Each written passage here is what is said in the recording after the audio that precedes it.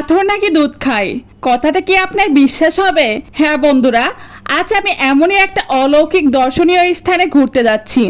আমি এখন দাঁড়িয়ে আছি খোদার পাথর ভিটায়। আমার পিছনে দেখতে পাচ্ছেন বিশাল আকৃতির পাথর। এই পাথর সম্পর্কে মানুষের মনে অনেক অলৌকিক ধারণা আছে, সে সম্পর্কে আজকের এই ভিডিওটি। তাই সম্পূর্ণ ভিডিওটি না টেনে দেখার অনুরোধ রইল। খোদার পাথর ভিটা বগুড়া জেলার মহস্থানগড়ে অবস্থিত একটি প্রত্নতাত্ত্বিক স্থান। এটি একটি টিলা বা ঢিবি, যার উপরে একটি বিশাল গ্রানাইট পাথরের চৌকাঠ দেখা যাচ্ছে। স্থানীয়ভাবে এই স্থানটি খোদার পাথর ভিটা নামে পরিচিত, আর এর নামকরণ হয়েছে এই পাথরের জন্যই।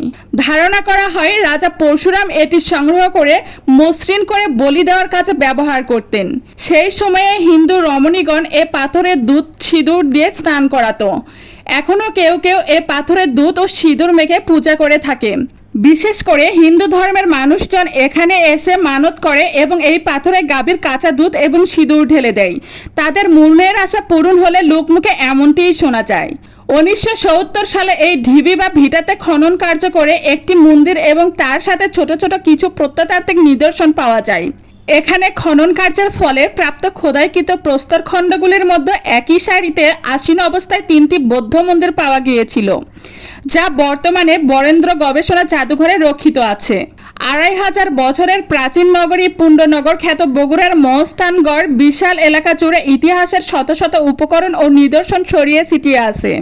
মহস্থানগড়ে যে কোনো পথ ধরে হাঁটলেই 1000 বছরের ইতিহাস জানা যাবে। ঠিক তেমনই একটি প্রত্নতাত্ত্বিক নিদর্শন এই খোদার পাথর ভিটা। স্থানীয় লোকজনেরা একে দুধ পাথর বলে থাকে।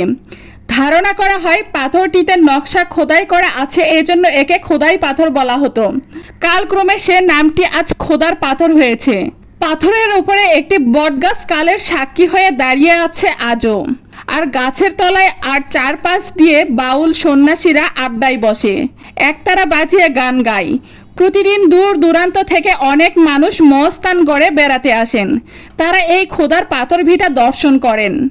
সমস্ত মহস্থানগড় যেন একটা মুক্ত জাদুঘর, যার পারতে পারতে লুকিয়ে আছে ইতিহাস আর প্রত্নতাত্ত্বিক নিদর্শন। স্থানীয়দের ভাষ্য মতে এই পাথরটিকে নাকি 7টা হাতি দিয়েও বিন্দুমাত্র নড়ানো যায়নি। তারা মনে করে এই পাথরটি এখনো জীবিত আছে এবং এই পাথরটি দুধ খায়। কি আশ্চর্য, তাই না?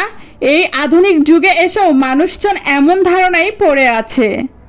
এতক্ষণ ঘুরে ঘুরে পুরো জায়গাটা দেখলাম, আশা করি আপনাদের কাছে ভালো লেগেছে। এইরকম নতুন নতুন ভিডিও পেতে অবশ্যই আমাদের পাশে থাকবেন। এরপরে মহস্থানগড়ের কোন ভিডিওটি দেখতে চান অবশ্যই জানাবেন। আপনারা সবাই ভালো থাকবেন, সুস্থ থাকবেন।